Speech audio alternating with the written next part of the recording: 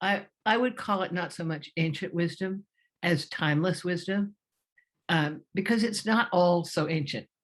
What we think of as ancient is actually part of an ongoing tradition in which people base our understanding on, first of all, the recognition that at our core, there is only one substance in this world. And that substance is, you can call it awareness, you can call it love. I sort of like to call it love awareness, that everything in the world, it partakes of that substance. And that as human beings, we have the gift of a level of consciousness which allows us to see that, not only instinctively, but also to live on it, to act on it.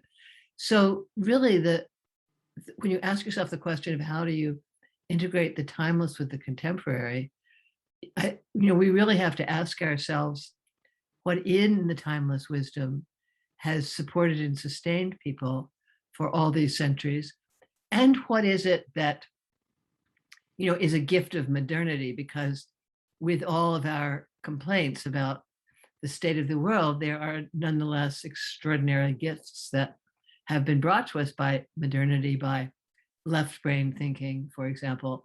So to me, the issue of how we integrate the timeless with the present, it's really a question of how, at the deepest level, how do you integrate the right brain with the left brain, for instance? Because there's an aspect of us, our right brain is naturally non-dual, naturally sees things connectedly, naturally recognizes the good, as it were, intuitively, whereas the left brain is interested in categories, in language, in individuating, and especially in separating ourselves from the world around us. So, to understand that to some degree, all of us very deeply need to individuate, to be the best individual that we can be in the way that means something to us. And yet each of us is interconnected in a way that we cannot grasp through language, but which, when we grasp intuitively, is going to really transform the way we do individuation as well. So non-duality, equality, connectivity is the essence of, I believe, what it is that the timeless wisdom, the perennial philosophy, if you will, brings to all of us. And that timeless wisdom it's not only in Eastern wisdom, which is what I've studied. It's also in Western esoteric wisdom. It's in mystical Christianity and Judaism. So it's a timeless recognition that has been at the core of all religions worldwide for thousands of years, and perhaps for longer. But it is all based on the recognition that we are connected and we are also individual. So we're not separate, but each of us are also unique. And our happiness really depends on our being able to balance those two aspects of ourselves. It's wonderful that you joined right after Ambassador Wangchuk, as we're talking about happiness on a countrywide or global level. Yeah. And we have so many great comments about what happiness is for each person. I think the overriding theme is peacefulness, balance, equality, for everybody. And yet, Sally, I'm sure you recognize it's difficult for people oftentimes to understand any of this. And people are, especially coming off of the times we are dealing with now, the turbulent crises that we're in. People are scared and they're worried and they don't know what the future will bring. How can we maintain that balance and equilibrium with the challenges we're dealing now? I mean, we look to you as a visionary in this area to help ease a difficult time.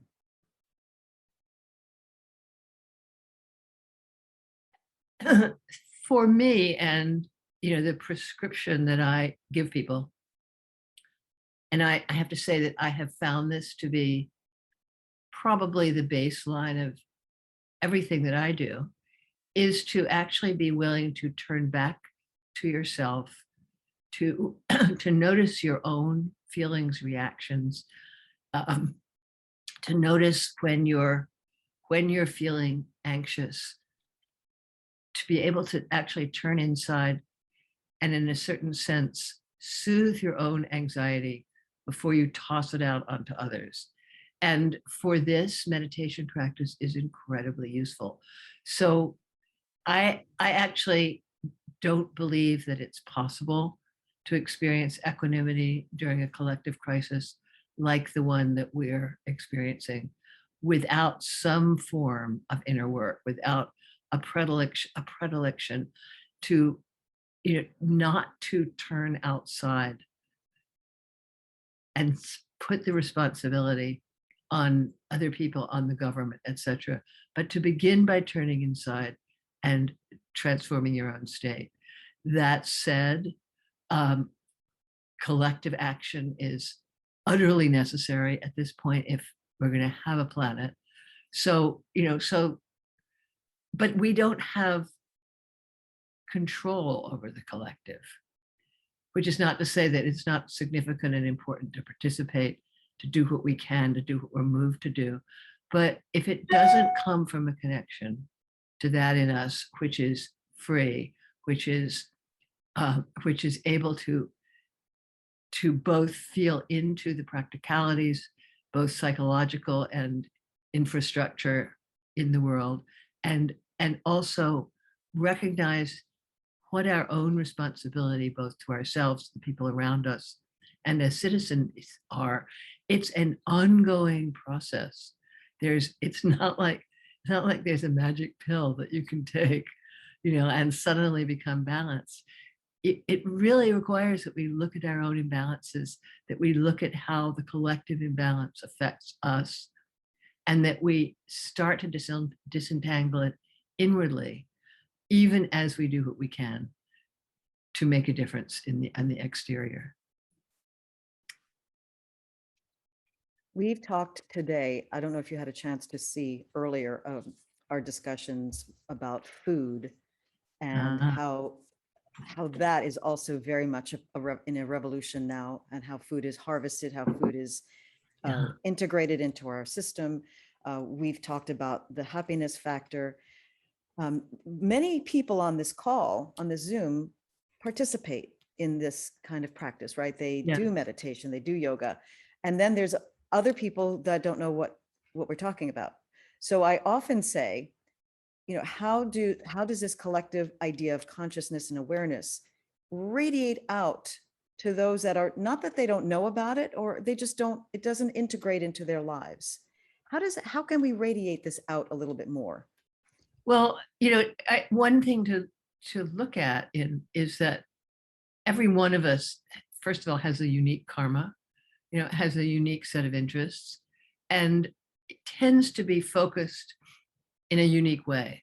So, in terms of those of us who are doing a lot of inner practice, part of the motivation for doing inner practice, once you've cultivated yourself to the degree that you realize that you are able to stand steady in a crisis, is to find out how you really can use this state that you've cultivated in yourself, not to not to try to convince others, or to feel superior to others, or to withdraw from others, but actually to recognize that when you have a very strong connection to the truth within, and and along with that, a strong desire to be of help, that those two qualities in themselves, as you learn to calibrate them and balance them, are going to allow you to radiate. It's always a question